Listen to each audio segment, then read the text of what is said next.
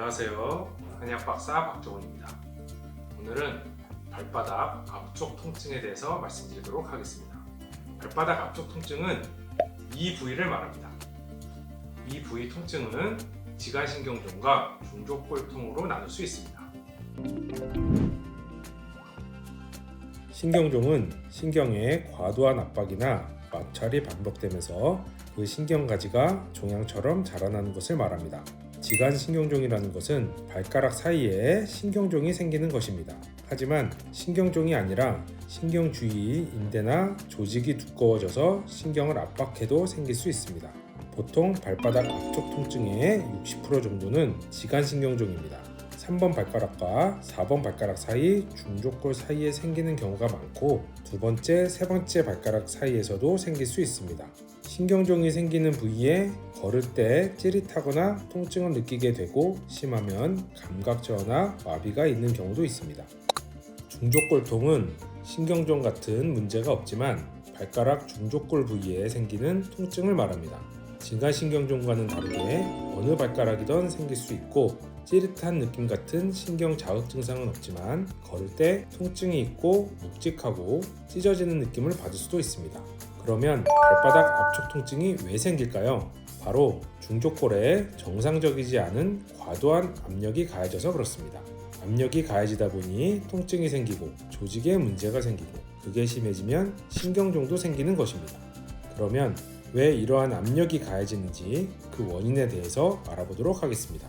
원인은 크게 보면 세 가지로 나눌 수 있습니다. 첫 번째는 걸을 때 발의 체중 이동 문제입니다. 정상적인 보행 시에 발에서의 체중 이동은 이 그림과 같이 발 뒤꿈치 바깥쪽에서 시작하여 발 중앙을 거쳐 엄지발가락 쪽으로 이동되어야 합니다. 이렇게 걸으면 발에 부담이 없어요. 그런데 이렇게 걷는 분들이 계십니다. 체중이 일찍 안쪽으로 쏠리는 건데요. 주로 평발이나 발 아치의 뼈가 아탈구되어서 못 버티면 나타나는 모양입니다.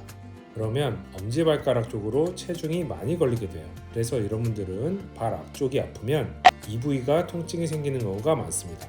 반대로 발 바깥쪽으로 주로 걷는 분들이 있어요. 엄지발가락이 가장 큰 이유는 원래 걸을 때 엄지발가락이 체중을 많이 받기 때문에 버티기 위해서 이렇게 진화를 한 것입니다.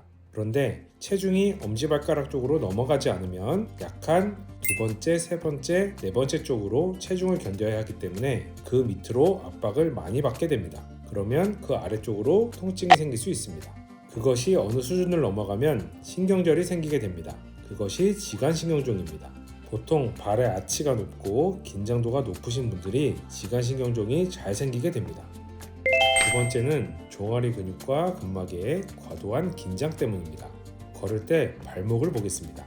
이런 식으로 발 뒤꿈치가 땅에 먼저 닿고 그 다음에 발바닥, 그 뒤에 발 앞쪽으로 체중이 이동하면서 몸을 앞으로 밀어내게 됩니다.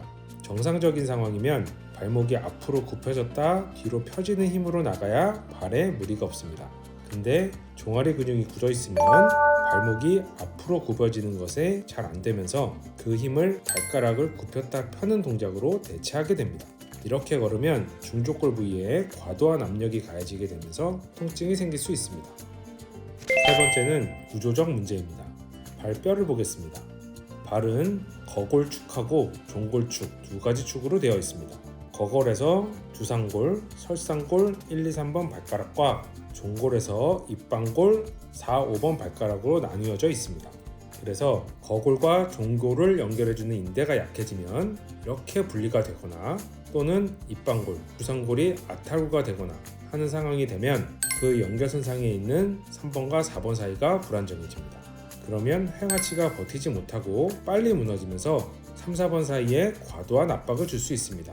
이러한 상황이 되면 그 부위에 중족골통이나 지간신경종이 생길 수 있습니다. 보통은 이런 원인들이 섞여서 증상이 나타나게 됩니다. 그래서 치료를 할 때는 꼼꼼히 진단을 해야 합니다.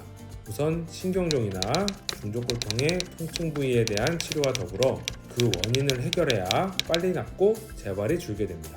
발바닥 앞쪽 통증은 이런 치료와 더불어 중요한 것이 있는데 바로 이런 구조적 통증을 유발하는 습관을 조절하는 것입니다.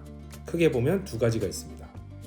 첫 번째는 하이힐처럼 뒤가 높고 볼이 좁은 구두를 신는 것입니다. 이런 신발을 신으면 폭이 좁아 좌우의 압력을 증가시키고 종아리를 짧게 만들고 발목을 잘 못쓰게 해서 걸을 때 체중이 발 앞쪽에 집중됩니다.